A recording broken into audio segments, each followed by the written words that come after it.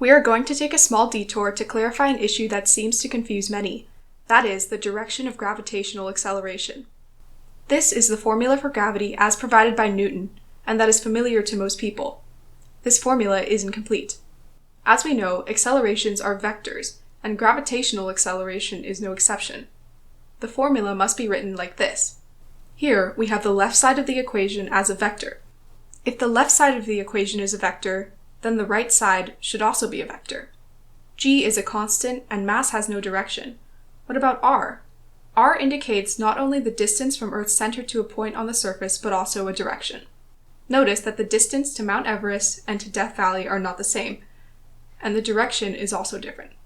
Gravitational acceleration takes the direction of r, which is away from Earth.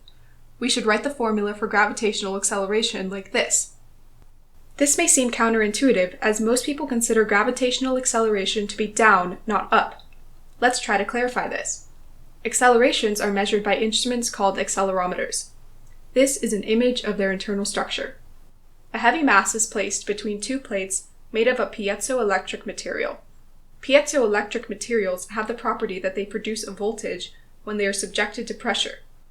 If we were to push the accelerometer to the right, Newton's third law dictates that the heavy mass inertia would push back, resisting the motion. This would put pressure on the plate on the left, which would produce a voltage. The voltage on the left plate tells us that the acceleration is to the right. Similarly, if the accelerometer is pushed to the left, the plate on the right would be under pressure and produce a voltage. This would indicate that the acceleration is to the left. Let's now rotate the accelerometer and place it on a table. The accelerometer will be just resting on the table and not moving. Will it measure any acceleration? Well, yes. The weight of the heavy mass will apply pressure on the bottom plate, which will in turn produce an electric voltage, indicating that there is an upward acceleration. Why is this important?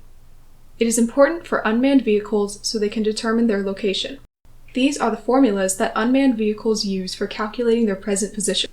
For the x and y axis, position is determined by their respective velocities and acceleration. For their z-axis position, which is altitude, they will subtract gravitational acceleration. This is also what relativity's equivalence principle is all about. An astronaut in an accelerating rocket will experience the same effects as a person on Earth's ground. For the astronaut, the acceleration is up. For the person on the ground, the acceleration is also up. If the astronaut had a ball in one hand and then let go of the ball would not accelerate to the floor. The floor would accelerate up to the ball.